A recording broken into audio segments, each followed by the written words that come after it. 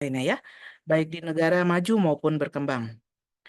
Menurut data Institute for Health Metrics and Evaluation di tahun 2019, menunjukkan stroke sebagai penyebab kematian utama di Indonesia sebesar 19,42% dari total kematian.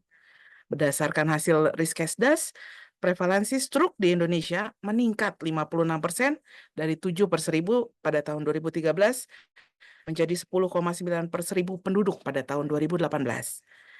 Stroke merupakan salah satu penyakit yang memiliki dampak yang begitu besar, tidak hanya pada kesehatan individu, tetapi juga pada ekonomi keluarga, masyarakat, juga negara.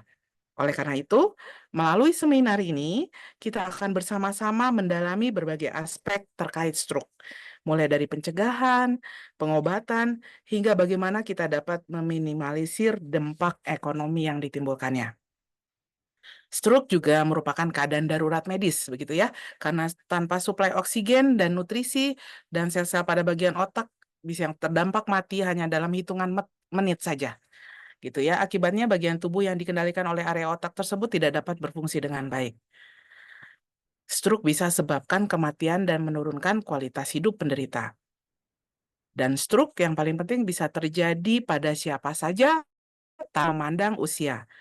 Mungkin saja juga stroke dapat berulang dan dapat terjadi pada orang yang kita kenal dan kita sayangi. Nah, dengan fakta tersebut, kita pasti ingin tahu lebih banyak tentang stroke. Kita pagi ini seorang narasumber yang luar biasa yang akan membagikan wawasan berharga kepada kita semua. Dr. Gamaliel W. Sutanto, spesialis saraf Vina. Selamat pagi, dokter. Selamat pagi. Oke, beliau bermula mempelajari ilmu kedokteran di tahun 1999 dan dilanjutkan pada tahun 2011 juga mengikuti fellowship juga di Korea Selatan ya, Dok ya, dari tahun 2002 ya sampai dengan sekarang. Begitu ya, Dok. Di luar negeri ya, juga berpengalaman sebagai neurolog sejak tahun 2011 dengan banyak publikasi ilmiah dan aktif di beberapa organisasi IDI, Perdosi, juga Neurointervensi Indonesia dan WSO. Apa kabar, Dok, pagi ini? Semangat? Selamat. Oke, selamat pagi ya, Dok ya. Memberikan banyak manfaat buat orang banyak ya, Dok ya. Oke, tanpa berlama-lama lagi, saya persilahkan kepada Dokter Gamaliel. Ya, terima kasih kesempatannya. Namun terima kasih atas perkenalannya begitu baik. Namun Mbak Ulan ini sebetulnya adalah kepala ICU ya. Jadi kalau kita menangani stroke, Mbak Ulan jauh lebih mengerti bagaimana berhadapan dengan pasien yang kondisi kritis, berhadapan dengan keluarga pasien, luar biasa. Kesabarannya top. Terima kasih, Dokter. Oke, tanpa menunda lagi, mari kita mulai.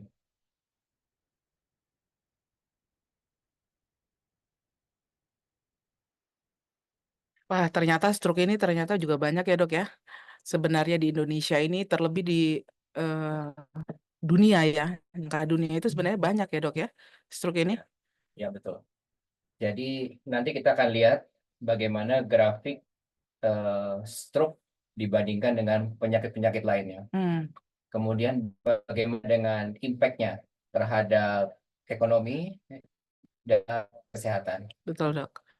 Dan banyak orang sebenarnya belum aware nih tentang bahwa bagaimana sih cara menangani stroke gitu ya. Maksudnya preventifnya hingga bagaimana kalau orang yang kita kenal nih sudah ada tanda dan gejala apa sih yang harus kita lakukan pertama kali itu sebenarnya untuk Indonesia juga belum banyak sepertinya ya, Dok ya. Tuh. Memang surveillance ini di Indonesia eh, tampaknya agak kurang. Dengan Riskesdas yang terbaru 2019. Betul. Ya, harusnya kan itu tiap tahun ada. Iya. Baik. Oke. Oke, silakan dokter. Ya, kita lanjut slide kedua.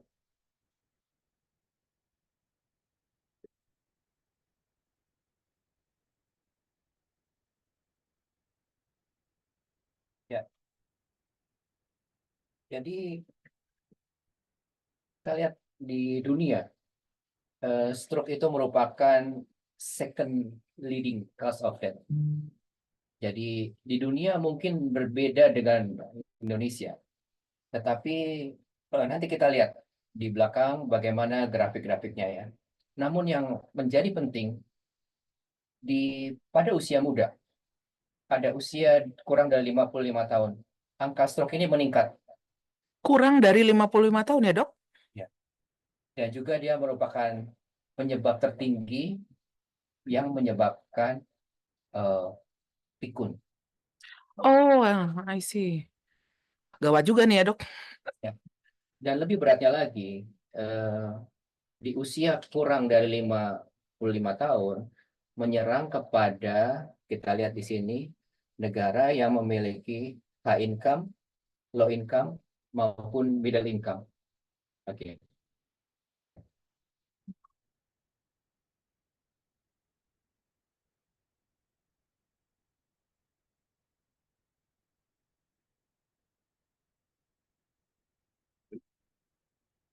Dan middle income termasuk Indonesia. Oke. Ya, sebenarnya Indonesia termasuk middle and up sekarang. Oke.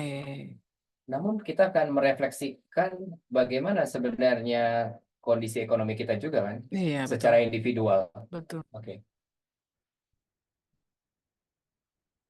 Jadi banyak faktor yang menyebabkan eh, walaupun negara kita termasuk sebagai middle dan up income ya, dari G20 kemarin, tetapi sebenarnya kita masih mengalami kekurangan easily accessible dan high quality health services.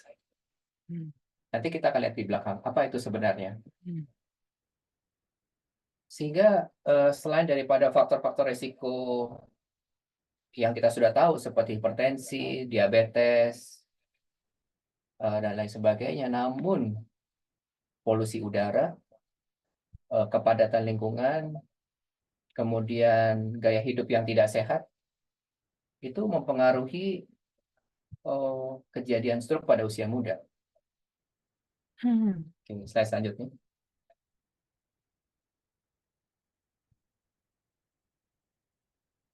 Kalau kita lihat di dunia, cost daripada stroke ini memiliki direct dan indirect. Ya, kalau direct artinya cost dari pengobatan dan juga rehabilitasi. Ya, tetapi ada juga indirect cost karena kita biasanya bisa bekerja, menghasilkan income untuk keluarga dan sebagainya. Tetapi dengan adanya stroke itu jadi terhenti. Apakah terhenti kemudian akan bisa pulih lagi? Apakah terhenti selamanya? Nah, itu adalah tergantung bagaimana pada waktu-waktu atau jam-jam pertama pendekatan stroke dilakukan. Oke, kita lanjutkan. Ada suatu skenario yang dibuat pada tahun 2017 dan memiliki sampai 2050. Bagaimana proyeksi daripada impact akibat stroke ini dibandingkan high income, middle income, dan juga low income. Kita lihat di dalam grafik yang berwarna biru ini, 2017 sampai 2050 mungkin tidak terlalu banyak berbeda untuk yang high income, untuk indirect. Karena mungkin mereka sudah memiliki passive income dan juga usaha yang sudah established. Sedangkan untuk middle income dan low income, ya sama seperti kita, yang harus berjuang setiap hari untuk bekerja, itu akan sangat terdampak. Ya. Oke, kita lanjutkan.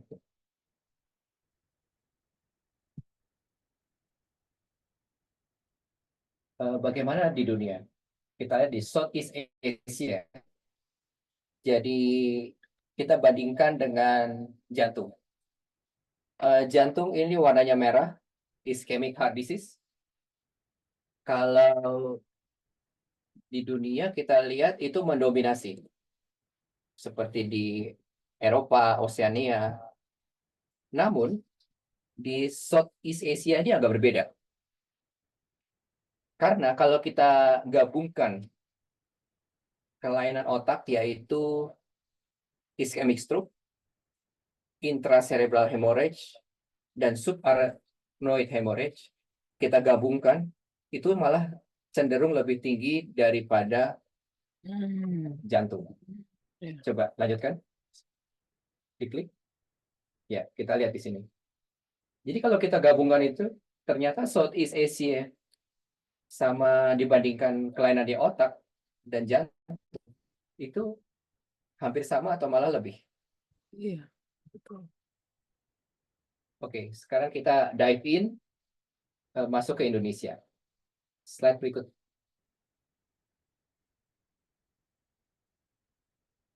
Jadi artikel ini ditulis oleh Ketua Perhimpunan Dokter Saraf Indonesia, Dr. Dodik.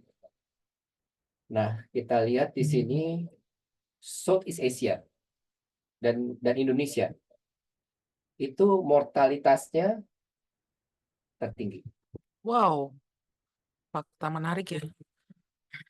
193,3 banding 100.000. Oh, luar biasa.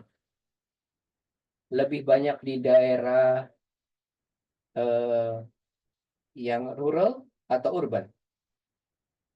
Untuk Indonesia sendiri. Ya, ternyata lebih banyak di urban. Mungkin karena environment hazard yang lebih tinggi di daerah urban. I see. Oke. Jadi overall prevalence itu 10,9 dibanding 1 juta. Itu di Indonesia. Jadi itu makanya itu berbeda antara Indonesia dibandingkan dengan negara Eropa. Kita lanjutkan.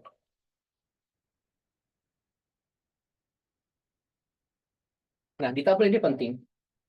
Kalau kita lihat di sisi sebelah kanan, itu ada heart problems dan juga stroke. Kita lihat di sini stroke memiliki perbedaan dibandingkan dengan heart problems. Karena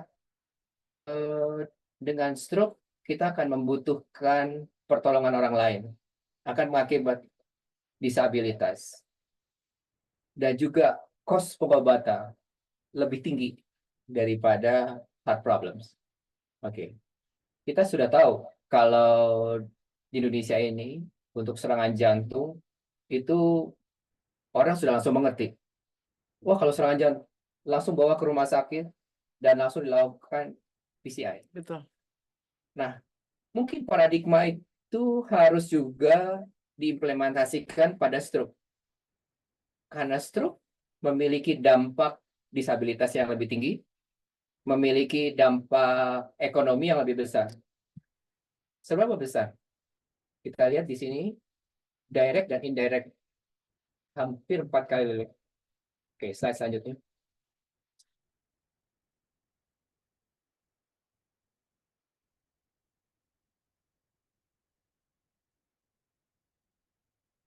Jadi, klik sekali lagi. 4 kali cost daripada kardiak. Jadi kalau kita sudah terbiasa untuk menangani kasus jantung dengan segera, apalagi untuk kasus-kasus stroke. Oke, kita lanjutkan.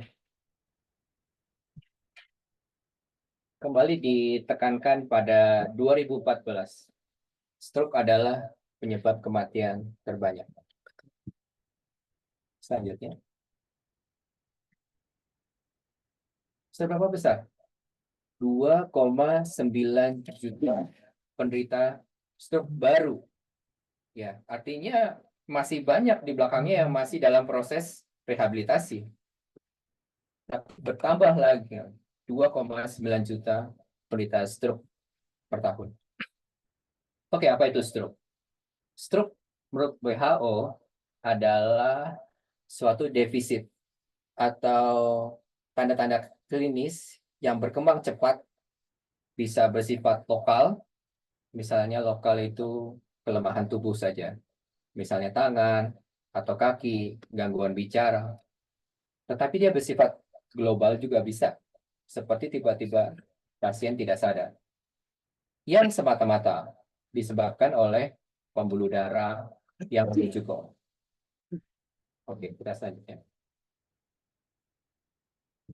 Eh, ini adalah suatu slide yang teman-teman bisa ambil di Kemenkes. Namun yang penting di sini adalah stroke ada dua macam. Ada stroke yang fatal, ada juga stroke yang bersifat perdarahan. Tergantung daripada pembuluh darahnya itu, apakah mengalami sumbatan ataukah mengalami pecah atau pembuluh darahnya itu rupture. Kita juga slide berikutnya bahwa faktor-faktor resiko ini ya sudah kita tahu ya, adanya hipertensi, diabetes mellitus, obesitas, dislipidemia, fibrilasi atrium, stenosis, arteri karotis, dan sebagainya. Walaupun kita tahu, tapi kenapa masih tinggi juga ya angka kejadian stroke baru di Indonesia. Slide berikutnya. Kalau kita menemukan tanda-tanda gejala stroke, harus segera kita bawa ke rumah sakit. Nah, Kaulan sering nggak mendengar hoax-hoax medis? Itu hoax medis paling banyak, Bet- apalagi tentang stroke. Betul sekali, Dok. Banyak sekali di masyarakat masih lebih mempercayai mitos-mitos tersebut begitu ya. Ya, jadi kadang-kadang kalau misalnya ada lemah tubuh sebelah, mulutnya mencong, yang dibawa bukan ke rumah sakit, ambil ke Jarum. kamar, eh, jarum, Ya, tusuk jarinya. ya. Dan itu sangat berdampak ke seluruh masyarakat Indonesia ya. Nah, hoax Ya. itu. Padahal yang tersumbat pembuluh darah di dalam otak. Kok yang ditusuk jarinya? Betul. Oke. Jadi bila kita menemukan tanda-tanda ini, adanya ya, senyum yang tidak sama, gerak tubuh yang tidak simetris, bicara pelo, kemudian setengah tubuh yang berbeda, baal, nyeri, kesemutan, dan sebagainya, rabun, dan yang terakhir adalah sakit kepala yang hebat. Nah, sakit kepala ini berbeda dengan yang lain. Bukan sakit kepala yang eh, akhir bulan. Pada saat gajian gitu ya, Dok ya. Ya, beda. Belum gajian. Belum gajian berarti. Kalau sakit kepala itu tiap bulan kita rasa. Sedangkan ini adalah sakit kepala yang baru pernah dirasa sehebat ini. Ya. Jadi seperti kepala kita ada yang meledak di dalam. Ya. Dan kalau ada tanda-tanda ini, segera dibawa ke rumah sakit. Oke, selanjutnya. Jadi stroke itu ada yang sumbatan. Kalau sumbatan itu ada akibat gumpalan pembuluh darah, kemudian dia lepas ke pembuluh darah yang lain. Atau gumpalan darah dari jantung lepas ke otak. Kemudian bisa juga stroke itu bersifat perdarahan. Pembuluh darah itu pecah. Bisa bersifat perdarahan cerebral yang disebabkan karena darah tinggi. Atau juga perdarahan subarachnoid akibat adanya aneurisma. Nah, aneurisma itu sebelum pecah kita bisa cegah.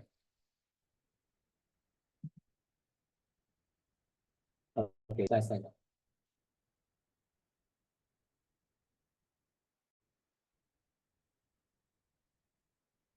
Nah, tentunya pencegahan stroke ini yang penting. Bagaimana kita bisa menurunkan dampak daripada kesehatan dan juga ekonomi, itu yang penting adalah kita bisa melakukan pencegahan stroke.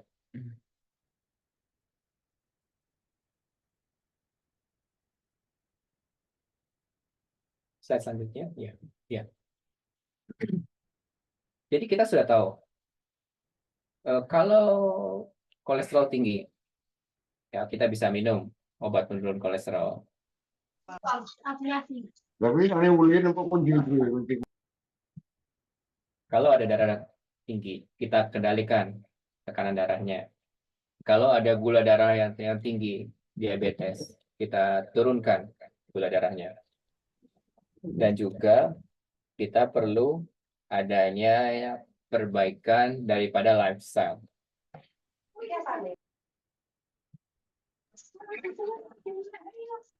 Termasuk di dalamnya seperti olahraga,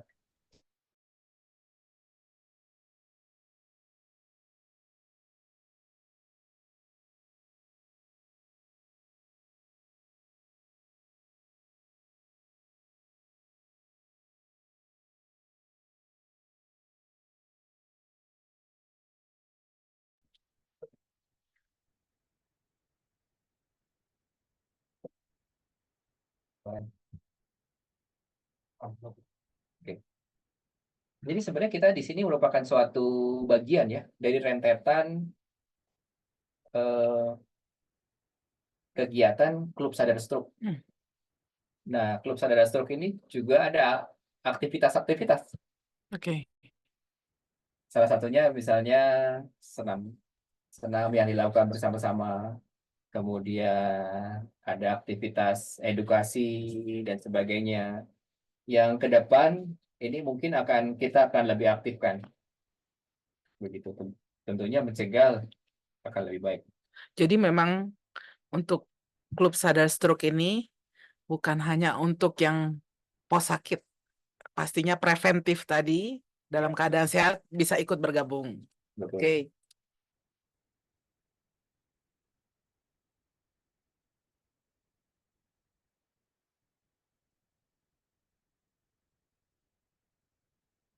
Slide berikutnya.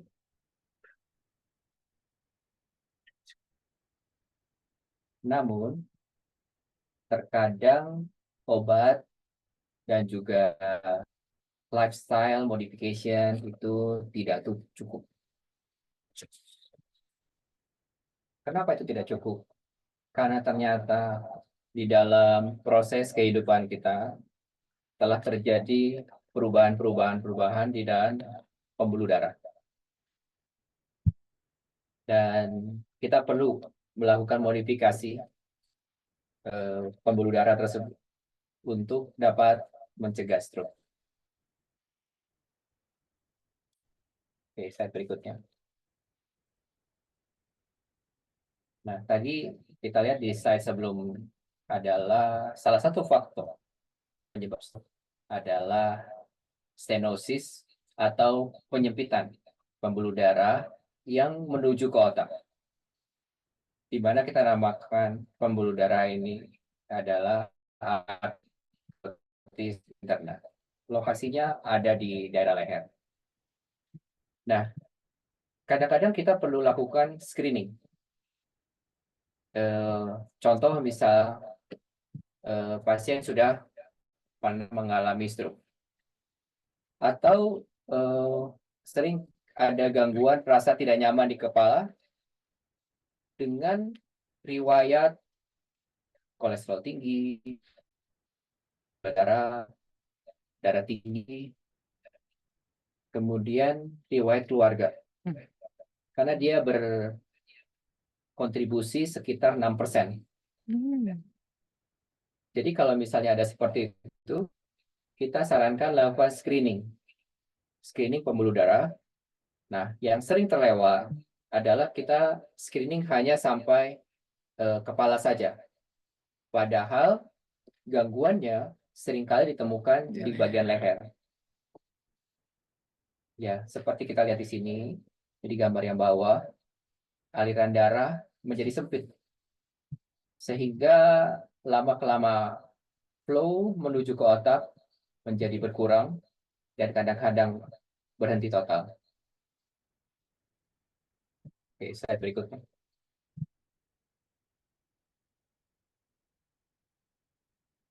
Jadi pada kondisi-kondisi tertentu dengan penyempitan yang cukup berat, kita bilang berat itu adalah 70%. Atau penyempitannya 50%, tetapi sudah mengakibatkan gejala stroke. Kita biasanya lakukan tindakan untuk melebarkan pembuluh darah yang tersumbat. Namun selain itu, ada juga kelainan pembuluh darah di leher, seperti ada sobekan, seperti ada web atau terbentuknya kantong, atau aneurisma yang pseudoaneurisma. Aneurisma akibat robekan kecil bagian dalam pembuluh darah, itu perlu kita perbaiki juga, supaya jangan mengakibatkan komplikasi ke depan. Slide berikutnya. Apakah gangguan pembuluh darah ini dapat terjadi pada usia muda? Seperti tadi kita ketahui, stroke ternyata semakin ke sini makin banyak pada usia di bawah 5 tahun. Seperti pada kasus ini, kita temukan pada usia 38 tahun. Kita bayangkan 38 tahun sedang dalam puncaknya, puncak karirnya, anak masih kecil, ya. Ternyata bisa terjadi penyempitan pembuluh darah di leher. Mungkin karena faktor risiko, hipertensi dan sebagainya ya, tidak dikendalikan dengan baik.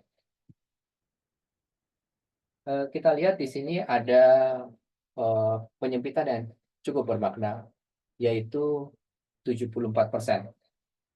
Sehingga kita perlu lakukan tindakan untuk melebarkan pembuluh darah yang sempit ini. Ya. Prosedur dilakukan dengan baik, ya pasien sih dalam keadaan yang baik saat ini. Dan sudah. Wow, luar biasa ya. Oke, slide berikutnya.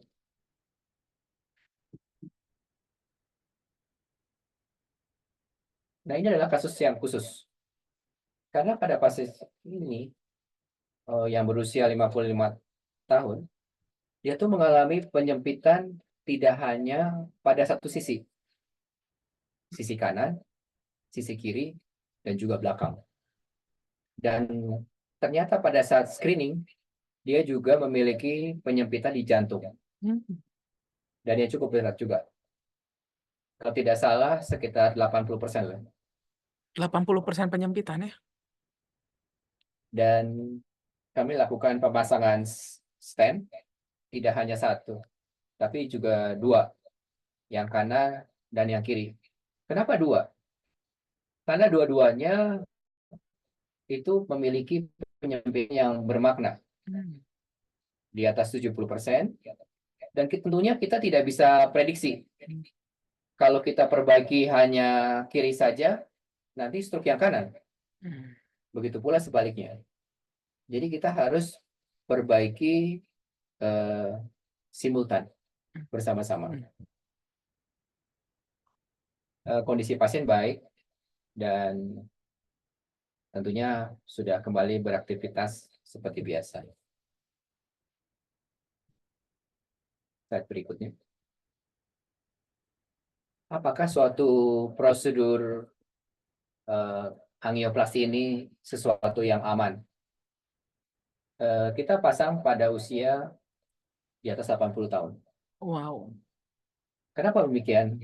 Tidak semua case di atas 80 tahun kita lakukan. Tetapi pada kasus ini kita lakukan karena pasien masih memiliki potensi untuk dapat hidup normal. Artinya, tubuh kanan dan tubuh kirinya itu mengalami kelemahan yang ringan. Yang kita yakin kalau kita perbaiki pembuluh darahnya, akan dapat kembali beraktivitas dengan baik. Namun dengan pembuluh darah yang tentunya berbeda dari usia yang muda, stent dapat terpasang dengan baik walaupun pada usia di atas 80 tahun.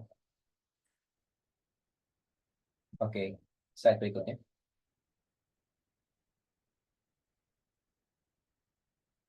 Bagaimana dengan stroke perdarahan? Nah, tadi kita lihat stroke perdarahan ada dua macam.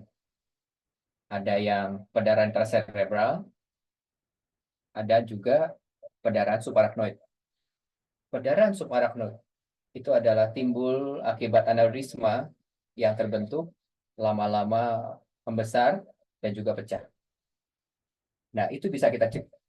Bisa kita perbaiki pembuluh darahnya, menghilangkan aneurismanya. Apa itu aneurisma? Slide berikutnya. Jadi, aneurisma itu kadang-kadang bersifat genetik, kadang-kadang pula bisa dipicu oleh tekanan darah yang tidak kita atasi dengan baik.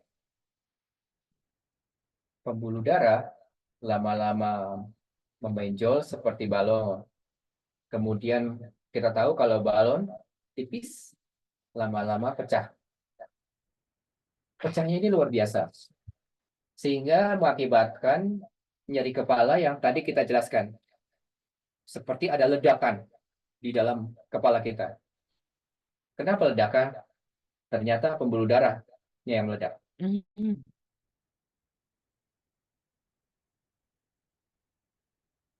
Slide berikutnya. Dengan teknologi saat ini, kita bisa lakukan tindakan dengan kateter masuk dari lipat paha.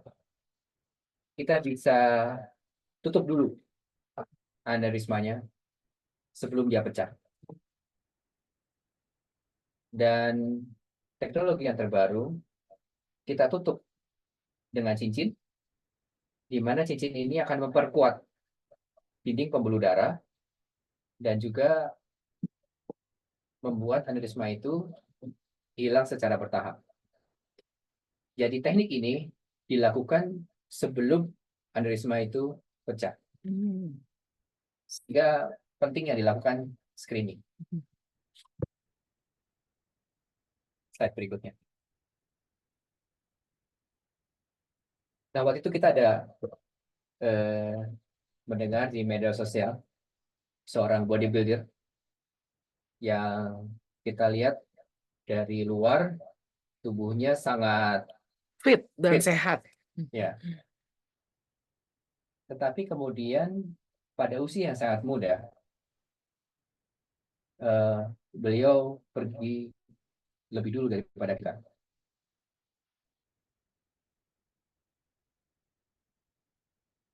Ada aneurisma di dalam kepalanya yang pecah. Dia tertolong.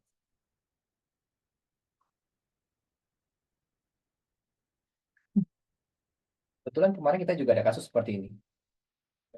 Seorang perempuan 28 tahun datang ke IGD sudah dengan kesadaran yang menurun. Pernapasan sudah berat, tidur dalam, dan apapun yang kita lakukan tidak memberikan perbaikan klinis. Dan akhirnya setelah 2 hari beliau mendahului kita juga. 28 tahun ya, Dok? Ya.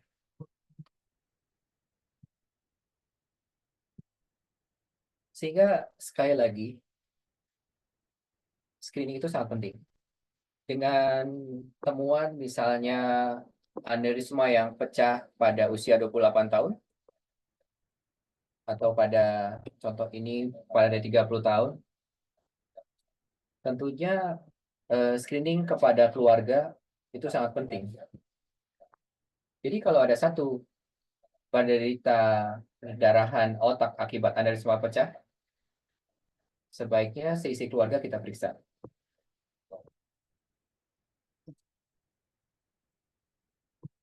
Apa yang bisa kita lakukan? Slide berikutnya.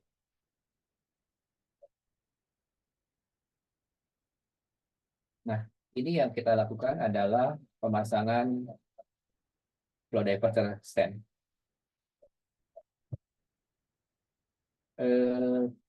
Kita lihat yang menonjol itu adalah aneurisma. Dan kita beruntung menemukan aneurisma ini sebelum pecah. Karena lokasinya itu di daerah batang otak. Kalau dia pecah, hampir pasti tidak tertolong. Karena batang otak adalah penyokong kehidupan dan kesadaran kita. Bagaikan CPU di komputer begitu ya, Dok? Betul sekali. Begitu pecah, pasti akan mengakibatkan sesuatu yang berat. Dan kalau pada case ini, kemudian kita lakukan pemasangan koil, misalnya pada waktu pecah, rasanya tidak akan terkejar waktu untuk menolongnya. Sebab perdarahan di daerah batang otak itu akan selalu bersifat fatal.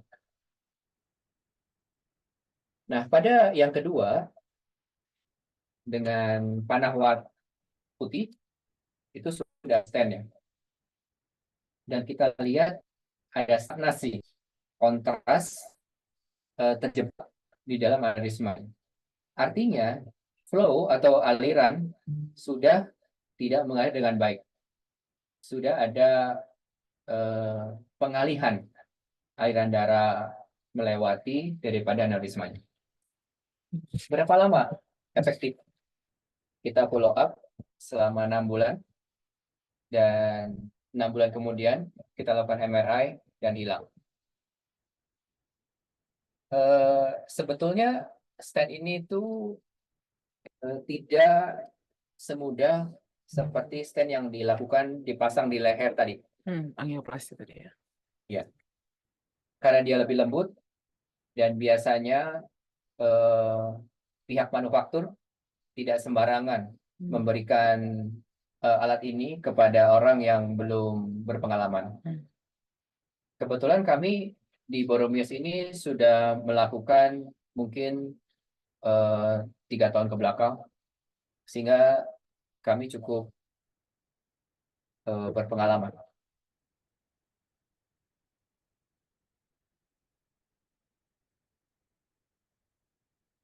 Selanjutnya,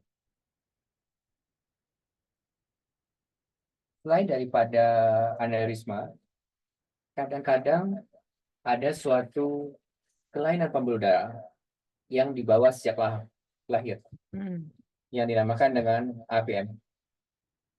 Nah, tentunya AVM ini kadang-kadang ditemukan sebelum pecah atau ditemukan saat sudah berdarah.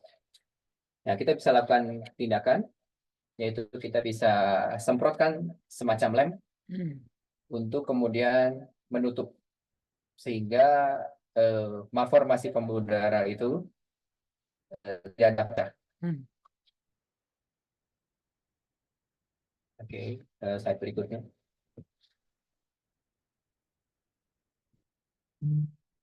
Katakanlah kita dalam kondisi yang sedang malam mengistroke. Tadi kita lihat, kita harus segera ke rumah sakit. Nah, rumah sakit yang mana?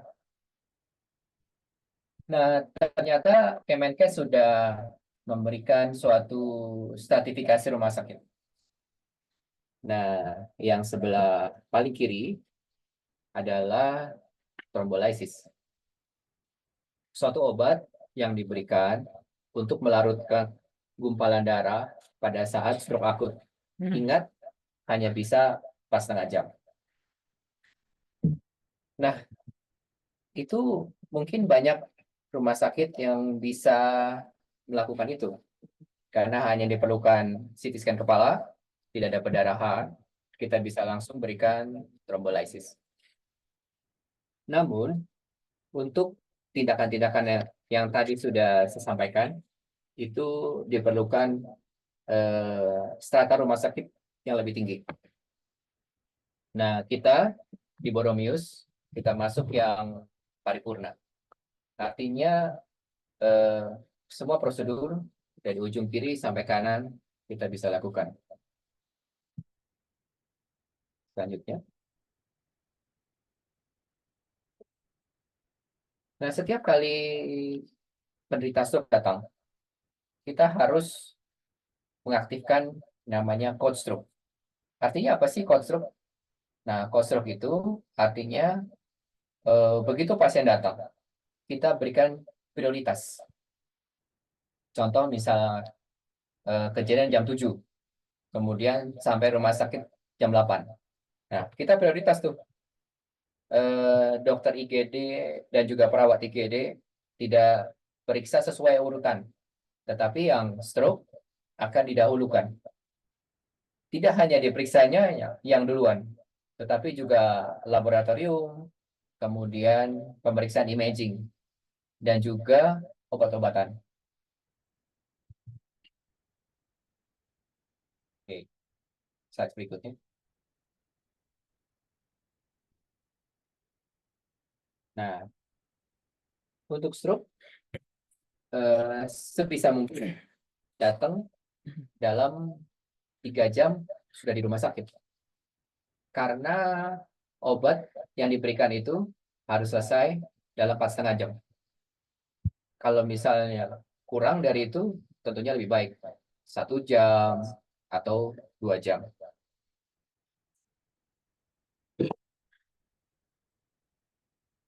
Slide berikutnya.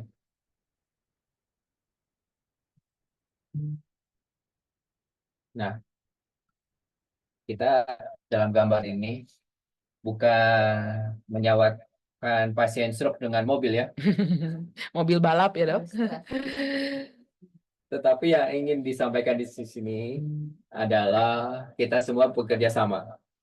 Tidak hanya dokter, perawat, admin, radiografer, dan juga semua eh, berjuang bersama-sama untuk eh, mengejar waktu, mengejar golden time. Namun tentunya semua tergantung supirnya juga. Nah, supirnya adalah pasien dan juga keluarga pasien. Untuk sampai di pit stop itu kapan? Kalau misalnya datang sudah lewat 4,5 jam, ya tentunya sudah terlambat. Tapi kalau datang 2 jam, seperti saran Kemenkes, tentunya kita akan berjuang. Dan berikutnya, ini adalah protokol yang kita terapkan di kami. Penyumbatan pembuluh darah otak itu ada 2 macam. Ada penyumbatan pembuluh darah otak yang kecil. Nah, kita lihat di sini ditandai oleh warna kuning. Nah, kalau penyumbatan pembuluh darah yang kecil ini cukup dengan obat tadi. Mungkin rumah sakit tadi yang semua strata bisa melakukan. Tapi ingat, harus kurang dari 4,5 jam. Bagaimana cara kerjanya? Bila ada gumpalan darah, kemudian menutup jalan darah,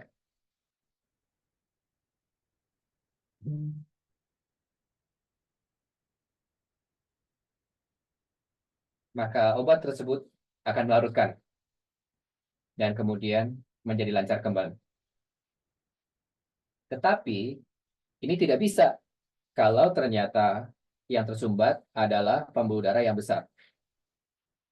Nah, untuk ini kita membutuhkan tindakan lain, yaitu kita perlu tarik gumpalan darah tersebut keluar.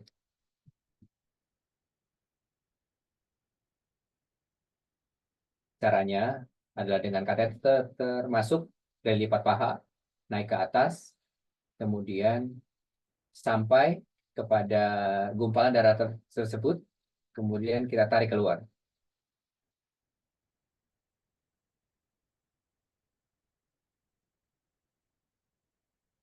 Ingat, prosedur ini terbaik dilakukan 6 jam. Oke, mungkin dengan contoh kita bisa lihat slide berikutnya. Nah, berumus ini berbeda dari rumah sakit lain.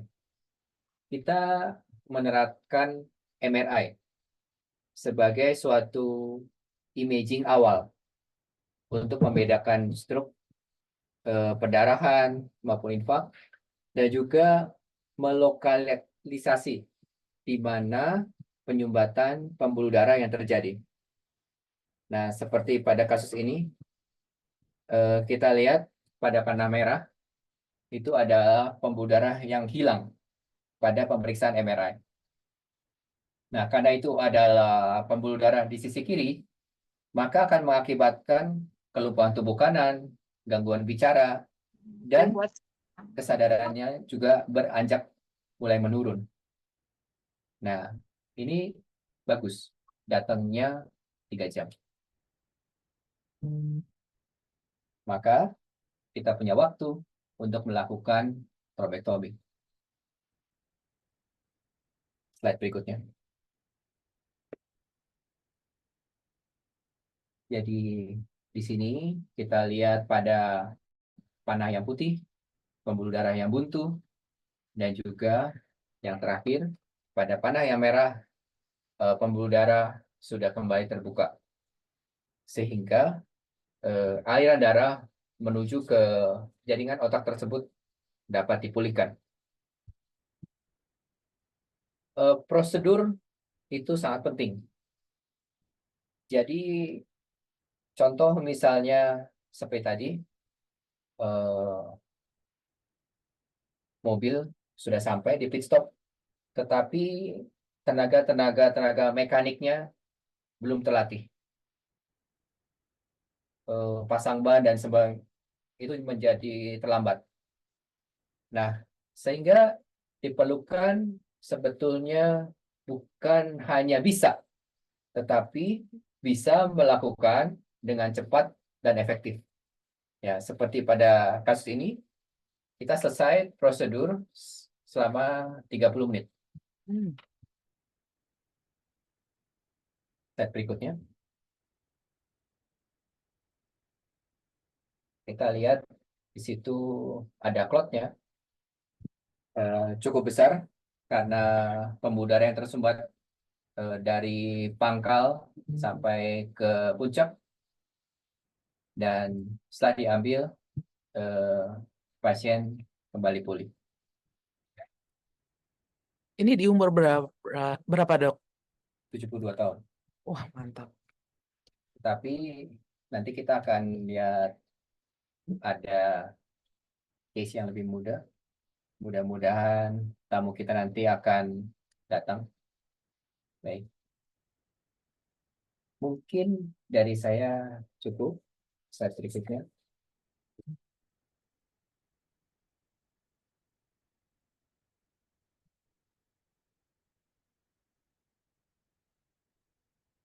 Slide berikutnya. Oke. Wah, Dok. Ternyata dari preventif sampai dengan pengobatan, kalau kita lakukan dengan tepat, pasti akan meningkatkan kualitas hidup seseorang Betul. penderita ya. Ya, betul. Dan juga dengan pulihnya keadaan pasien itu tentunya dapat mengembalikan pasien kembali ke aktivitas hari-hari. Apalagi kalau pada usia yang produktif, dia dapat kembali berkarya. Betul sekali. Mungkin kalau dari pengalaman dokter, ada umur paling muda nggak yang pernah ditangani? Iya, kita ada kasus yang di bawah 30 tahun. Di bawah 30 tahun ya, Dok? Wah, luar biasa ini. Nah, tadi kita bicara tentang preventif. Betul. Nah, di Rumah Sakit Boromius ini, kita memiliki sarana untuk dapat memfasilitasi preventif. Oke.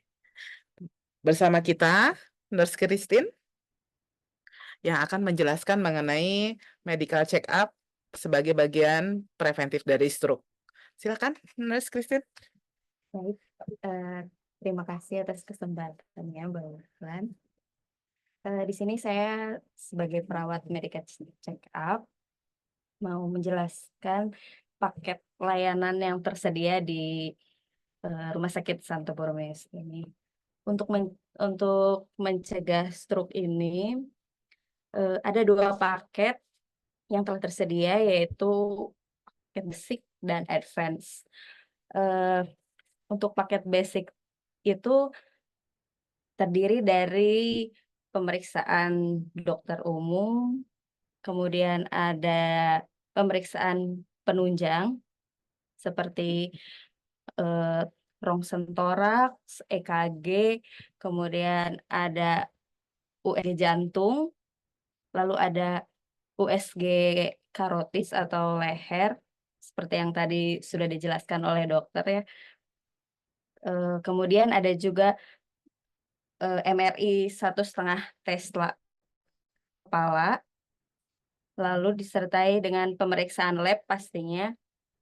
Pemeriksaan itu terdiri dari darah lengkap, terus fungsi ginjal, fungsi hati, terus kolesterol lengkap, lalu ada cek darah yang fungsi pembukuan darah. Nah, setelah hasilnya ada, nanti bisa dikonsul dengan dokter spesialis penyakit syaraf tentunya, lalu spesialis penyakit dalam. Kemudian ada juga tambahan pemeriksaan oleh dokter spesialis gizi untuk cek darah dan lain-lainnya, untuk diet dan lain-lainnya. Kemudian ada 1 paket lagi, itu di advance untuk pencegahan stroke. Bedanya hanya di bagian MRI. MRI-nya yang lebih lengkap lagi, 3 Tesla, itu MRI MRA, di mana pemeriksaannya itu untuk lebih lengkap lagi sampai ke pembuluh darah dan lain-lain. Lalu ada prosedurnya untuk medical check up. Biasa kami minimal booking 1 hari sebelumnya. Lalu ada persiapan medical check up. Yang pertama itu puasa 8-12 jam.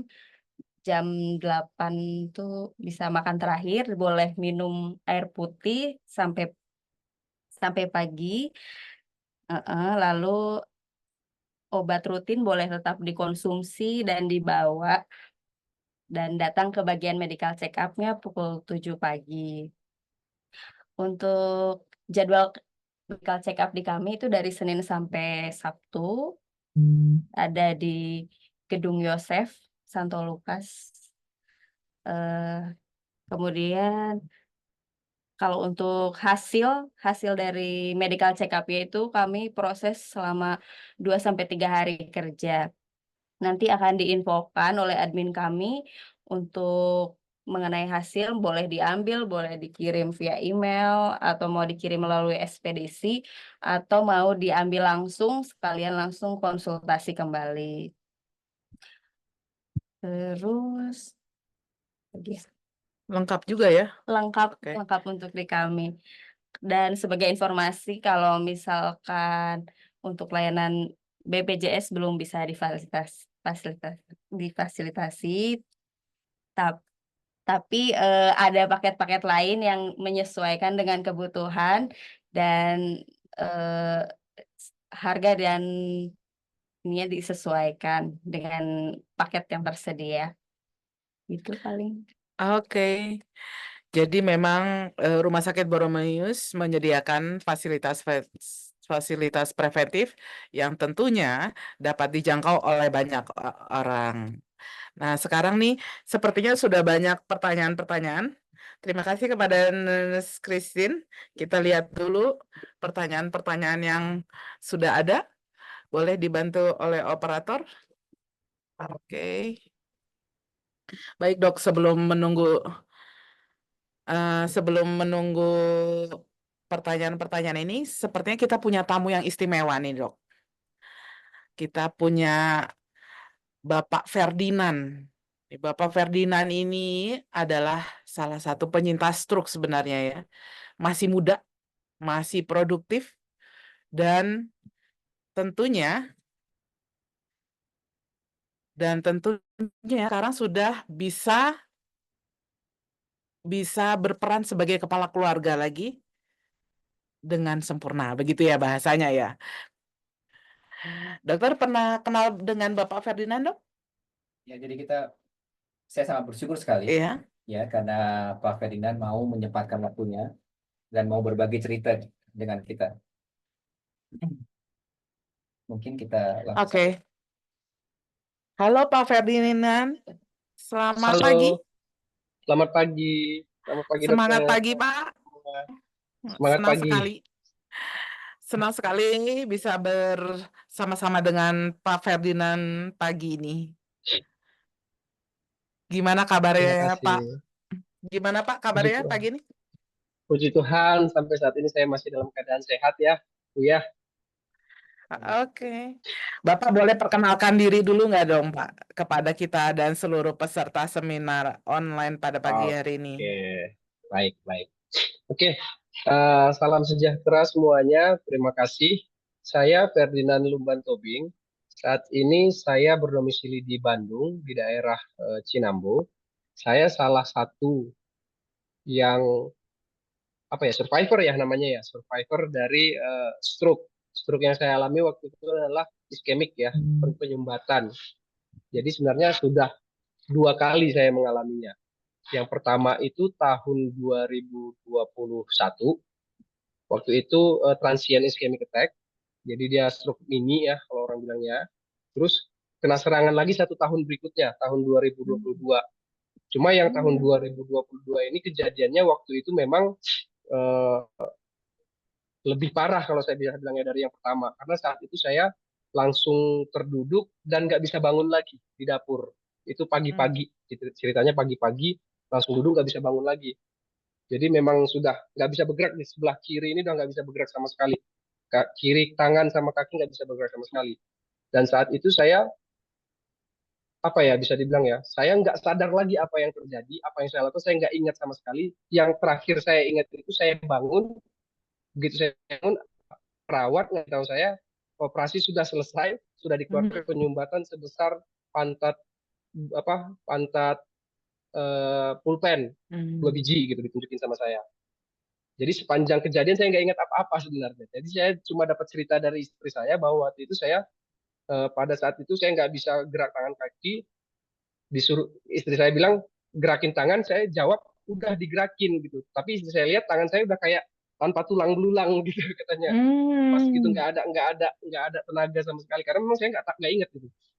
Nah pada saat itu memang ya atas berkat rahmat Tuhan juga ya pada saat itu istri saya bisa berpikir dengan penuh hikmat sehingga pada saat itu juga saya dilarikan ke IGD Rumah Sakit Boromeus pada saat itu juga. Jadi dari rumah ke Rumah Sakit Boromeus itu ada sekitar setengah jam kalau keadaannya tidak macet.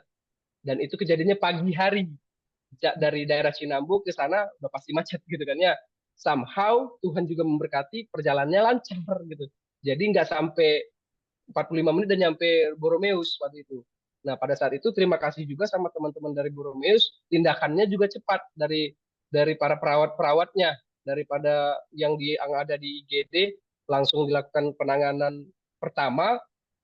Saya nggak ingat apakah MRI atau apa, intinya langsung ketahuan bahwa itu adalah stroke. Dipanggillah dokter Gamaliel ke IGD pada waktu itu, dan pada saat juga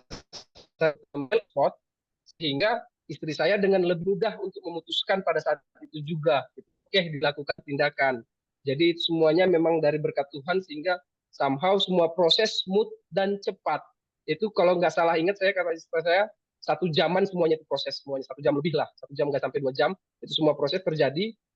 Begitu saya sadar udah beres itu, udah beres. Jadi emang nggak sampai berjam-jam, dan begitu saya pertama kali jatuh sampai selesai penanganan nggak sampai berjam-jam. Jadi cuma 1 jam lah, 1 jaman, 1 jam atau lebih dikit mungkin ya pada saat itu. Karena saya nggak ingat, saya yang ingat.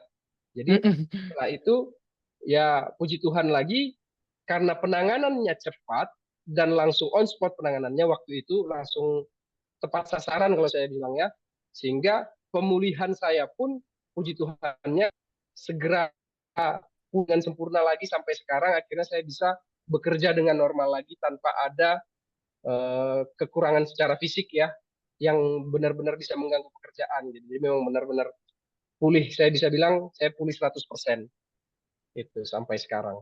Wah, puji Tuhan, luar biasa. Pak Ferdinand, waktu berarti itu serangan kedua ya di tahun Serangan kedua, 2022. benar. Waktu serangan pertama itu di umur berapa, Pak? Serangan pertama sekarang saya 39, 2021 itu berarti 3 tahun lagi, 37 ya, 36. Oh, 36 tahun ya. Yang Iya. dirasakan pada saat itu apa, Pak? Serangan Pada pertama. saat itu, pada serangan pertama itu saya nggak ingat juga itu apa yang terjadi, karena istri saya ngelihat saya cuma berdiri di depan kulkas. Saya cuma berdiri lama, ditanyain kamu ngapain. Di situ saya nggak merasa kalau saya berdiri lama. Di situ saya cuma merasa saya baru berdiri mau nuangin air ke gelas pada waktu itu. Saya cuma berpikirnya itu aja. Tapi ternyata kata istri saya ada sekitar 15 menitan berdiri di depan kulkas. Dan saya nggak sadar kalau saya berdiri di depan kulkas itu 15 menitan. Dan itu saya pada saat ditanya itu saya bilang saya mau minum. Tapi pada saat saya angkat gelasnya, tangan kiri juga nih ya, saya mau angkat gelasnya nggak bisa, saya nggak sanggup angkat gelas. Akhirnya saya bilang, kok saya lemas ya mam? Gitu saya tanya sama istri saya. Akhirnya sama istri saya langsung dipegang. Akhirnya saya langsung lemas, jatuh badannya ke badan istri saya, langsung dibopong ke kursi pada saat itu. Diursilah saya langsung duduk dan nggak bisa bergerak lagi yang sebelah kiri pada saat itu. Cuma pada saat itu kita bingung, ini apa yang terjadi sebenarnya kan ya. Jadi kita tidak melakukan apapun. Saya cuma tidur pada saat itu. Tidur di rumah sendiri.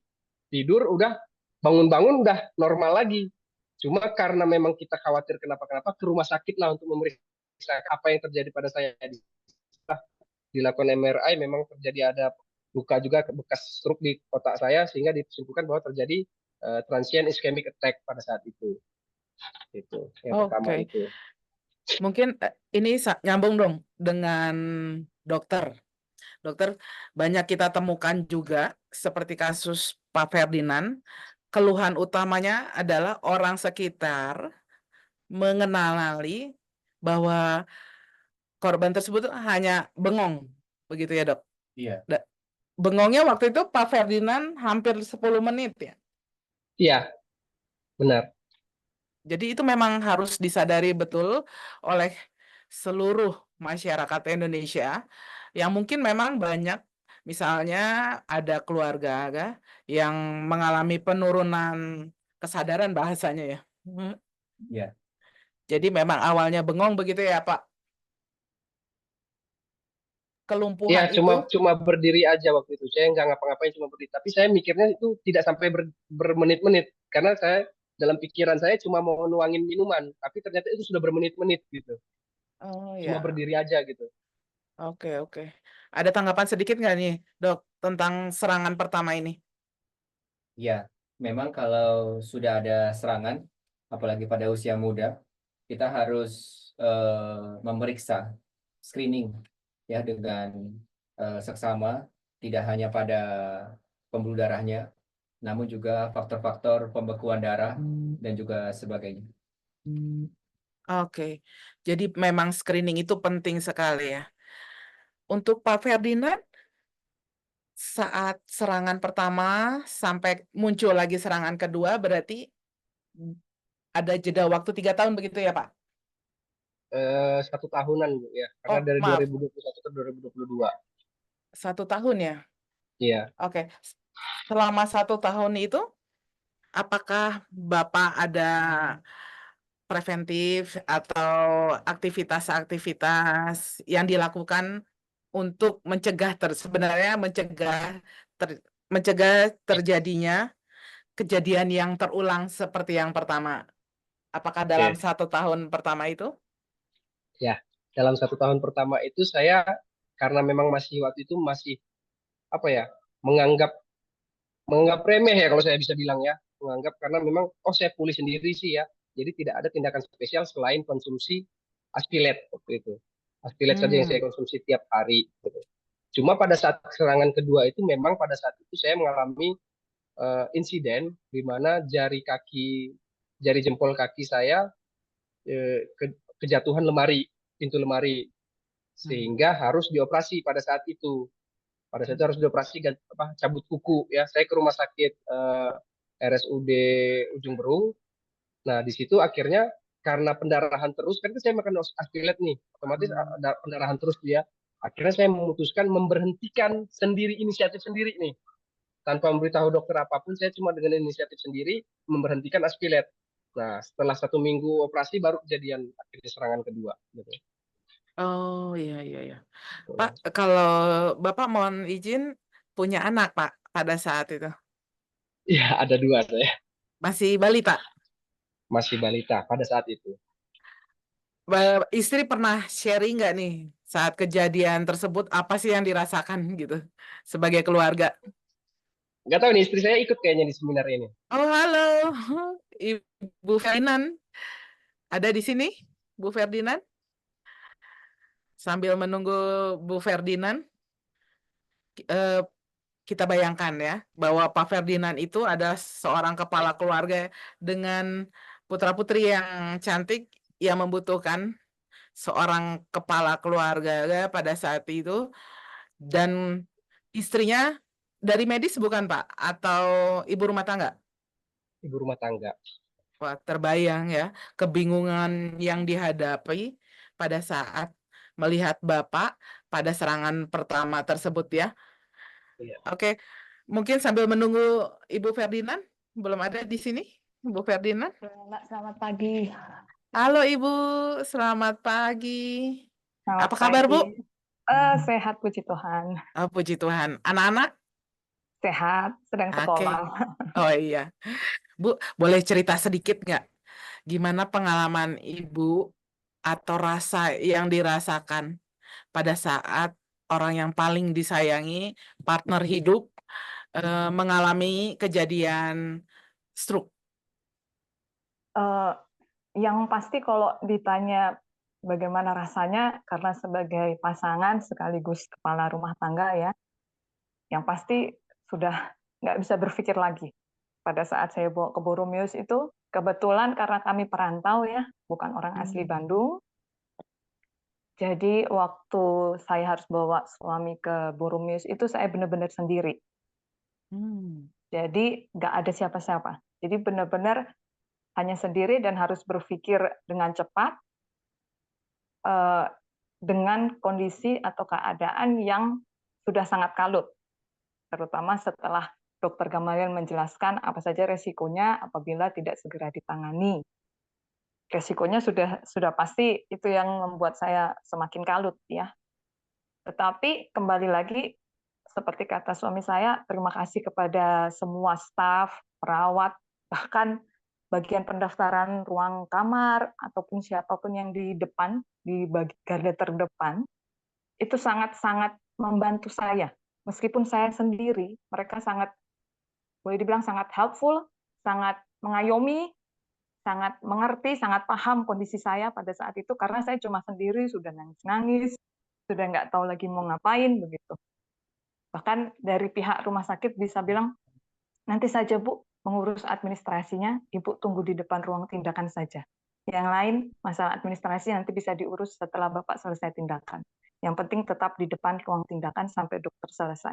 Itu bagi saya yang hanya seorang diri di situ, amat sangat membantu, sangat mengayomi saya, membuat saya lebih tenang, seperti itu. Iya Jadi, Bu, ya begitu. puji Tuhan melihat Bapak sekarang, walaupun Ya, hanya dalam TV ya. Di ya, sini dilihatnya dari TV, kelihatan segar, ya, bugar.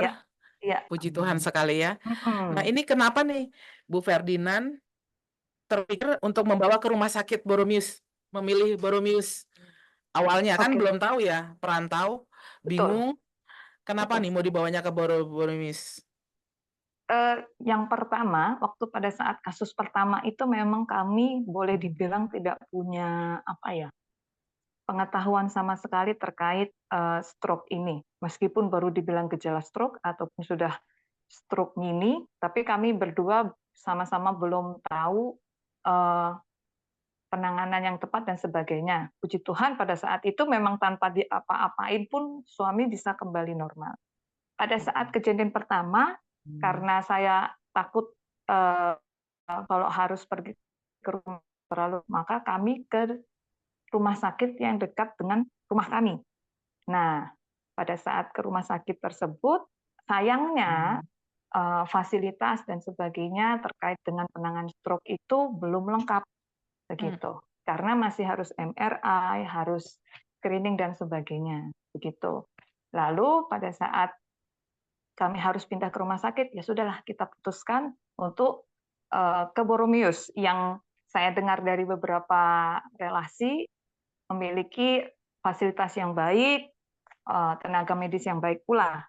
Jadi kami bawa ke sana dan memang sudah diarahkan Tuhan ya untuk ketemu dengan Dokter Gamaliel di situ. Lalu Ya. Dokter Gamaliel jelaskan kalau Boromius itu punya istilahnya apa ya, paket untuk penanganan stroke dan akan memprioritaskan pasien-pasien dengan gejala-gejala stroke seperti itu. Itu yang saya ingat waktu itu. Jadi pada saat kejadian kedua, yang dimana pada saat itu suami saya lihat sebelah badannya sudah tidak bergerak, terus kemudian dia teriak karena merasa sakit kepala. Jadi dia benar-benar teriak yang sakit kepala sekali, katanya seperti itu. Saya belum Sakit pernah, kepala yang hebat, iya, begitu ya, Bu? saya belum pernah melihat dia teriak seperti itu, sakit kepala sekali. Jadi makanya saya pikir, ini nggak benar lagi. Jadi harus segera ke Boromius, seperti itu. Dan memang benar, begitu sampai di Boromius, langsung di CT scan, langsung dipanggil Dokter Gamaliel, cepat sekali. Penanganannya luar biasa. Oh iya, mungkin ini berhubungan dengan pertanyaan Zoom, dokter. Pertanyaan Zoom ada dari Ibu Tisha. Apakah betul pasien stroke berpengaruh pada gangguan emosi? Apakah sebelumnya saya akan bertanya dulu kepada Pak Ferdinand maupun istri, apakah ada gangguan emosi atau perubahan-perubahan sikap dari Bapak sebelumnya, waktu sebelum terjadi serangan? Maaf, ini pertanyaan ke saya atau ke suami saya? Boleh ke Bapak, boleh ke Ibu, karena Ibu yang merasakan. Kayaknya Bapak gampang marah deh. Biasanya marah-marah di tanggal 30, kok ini tanggal segini udah marah. Gimana Pak? Pak Ferdinand mungkin nggak kerasa, tapi kalau Ibu mungkin merasakan, Bu, ada Eh, perubahan itu. Kalau secara pribadi, saya merasa tidak ada perbedaan ya secara Oke. emosi. Saya tidak tahu apakah itu ada hubungannya dengan faktor usia atau bagaimana, karena kebetulan saudara saya bilang seperti itu. Ada biasanya case-case di mana kalau setelah post stroke itu ada pada akhirnya gampang marah dan sebagainya. Tetapi saya secara pribadi melihat tidak ada perbedaan, tetapi saya justru melihat dia lebih bijaksana secara tidak langsung karena mungkin lebih memaknai hidup ya, seperti itu. Oke. Puji Tuhan ya, Bu. Iya. Oke, kepada Dokter Gamaliel nih. Jadi sesuai dengan pertanyaan tadi juga disambung dengan dari sharing Ibu Ferdinand, apakah betul pasien pasca stroke itu berpengaruh pada gangguan emosi dan bagaimana gitu cara mengatasinya katanya? Ya, terima kasih. Jadi memang perubahan emosi pasca stroke itu bisa terjadi. Namun, betul kata Ibu Eva ini, jadi tergantung pada usia.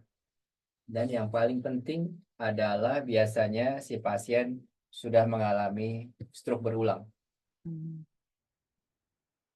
Nah, saya sebetulnya sangat bersyukur sekali karena Pak Ferdinand mau bergabung.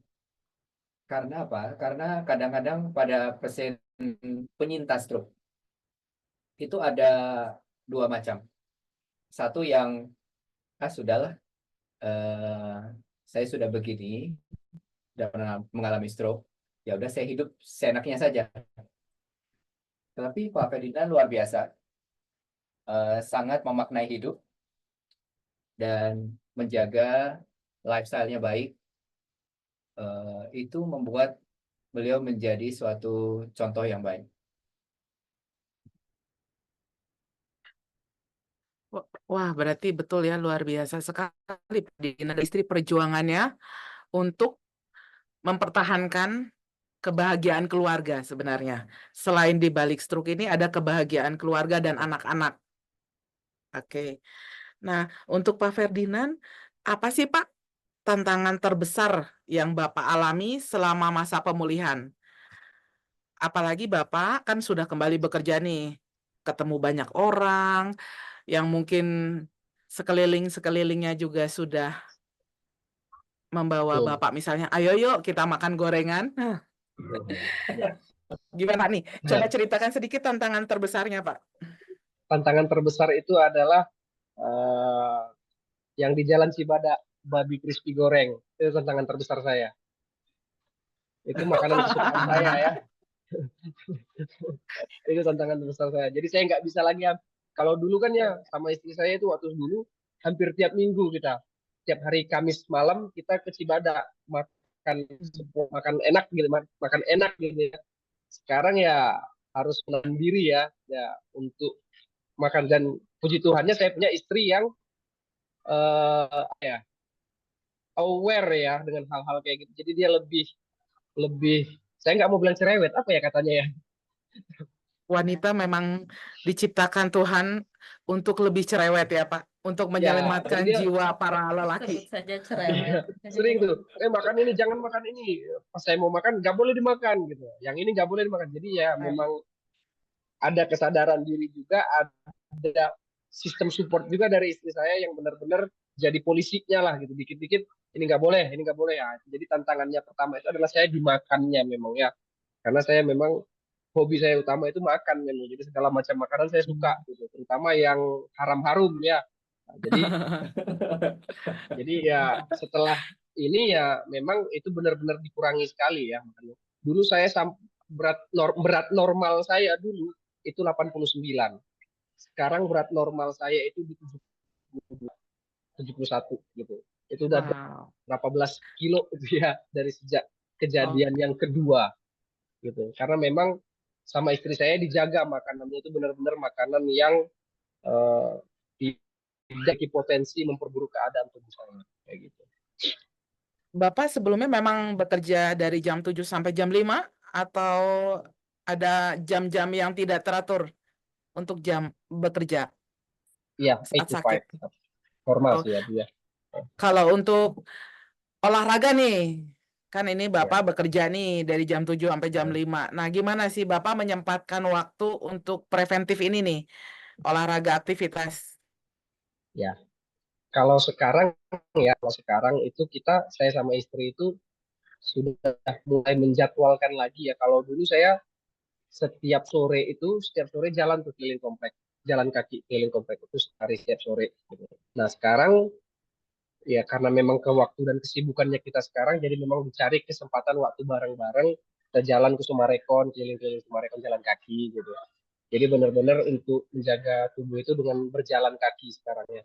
Kalau dulu memang saya senang lari, kalau dulu saya sering ikut lari dulu. Jadi kalau sekarang kan sejak kata dokter Gamalir jangan lari lagi, ya saya jalan gitu gantinya gitu. Wah, berarti betul nih dok. Untuk eh dari dokter Gamal ya, boleh sedikit memberikan closing nih. Jadi untuk para orang-orang sehat ya, tadi dibilang katanya Bapak udah biasa lari nih, tapi masih ada resiko stroke ternyata. Boleh nggak sebelum itu kita jelaskan sedikit nih, kenapa bisa? Baik, memang keadaan tiap orang berbeda-beda. Apalagi Pak Ferdinand ini pernah mengalami stroke sebelumnya. Jadi memang kita harus ekstra hati-hati. Dan kadang-kadang bila ada penyempitan pembuluh darah di leher maupun di kepala, hentakan-hentakan pada saat berlari atau jogging itu kadang-kadang tidak memberikan suatu manfaat yang baik. Oke. Ini mungkin sedikit pertanyaan juga dari Bu Titi. Seringkah pusing dan susah tidur?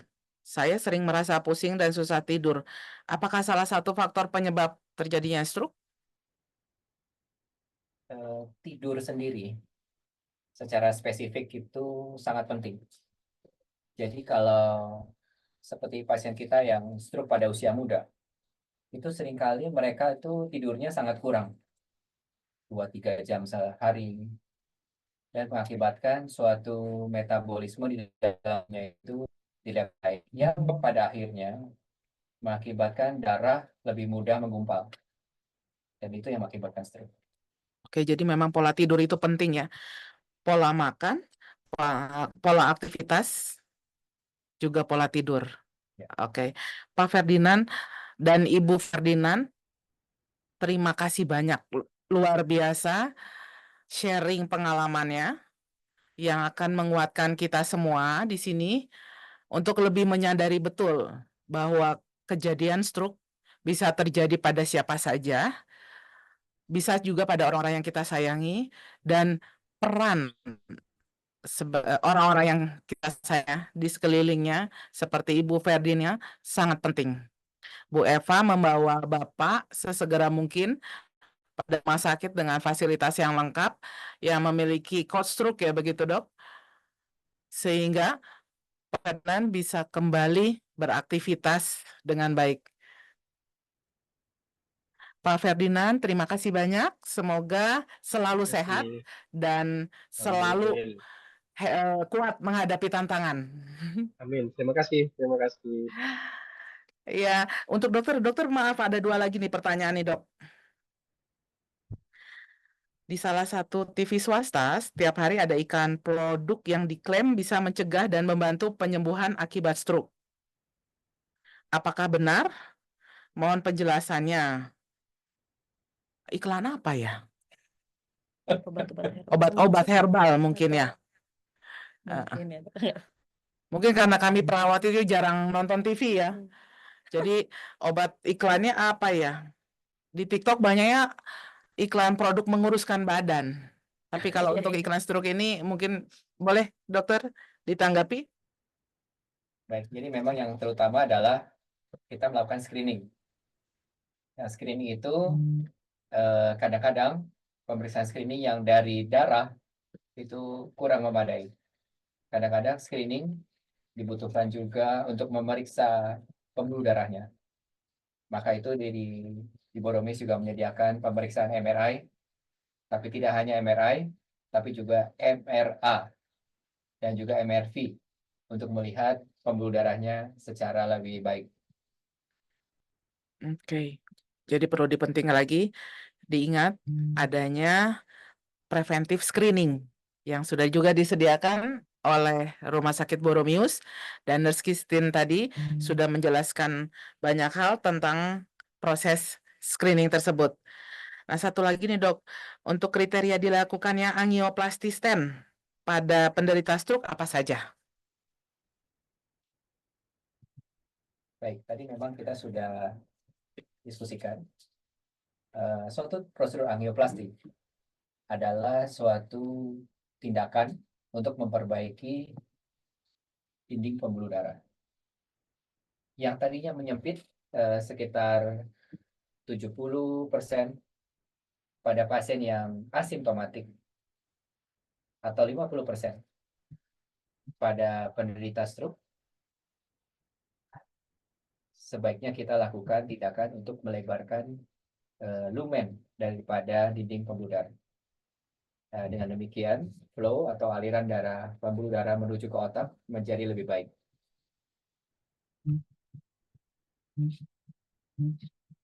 Oke. Dokter, jadi perlu kita ingat sekali lagi bahwa stroke ini tidak memandang usia dan bisa berulang.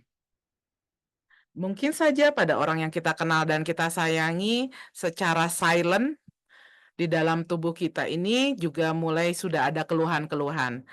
Ada baiknya kita semua melakukan screening, dan ini difasilitasi oleh Rumah Sakit Boromius. Tak terasa juga waktu sudah menunjukkan 10 kurang seperempat ya dokter. Dan kita telah sampai penghujung seminar online. Terima kasih atas partisipasi aktif dan antusiasme dari semua peserta. Juga terima kasih kepada Dr. Gamaliel, kepada Nurse Christine. Ingat ya, perlu diingat sekali lagi bahwa setiap langkah kecil yang kita ambil untuk menjaga kesehatan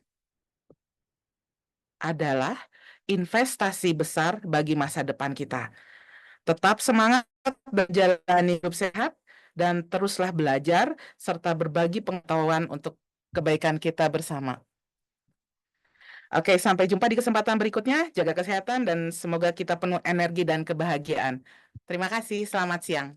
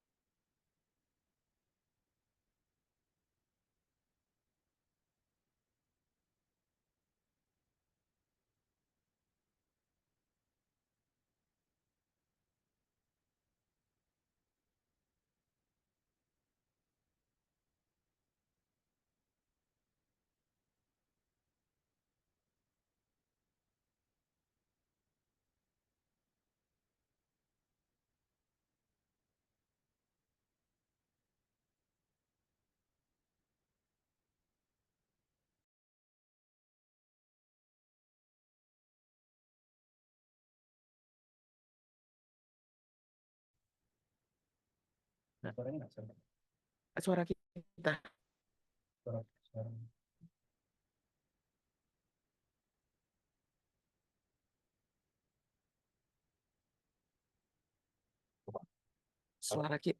Suara kita.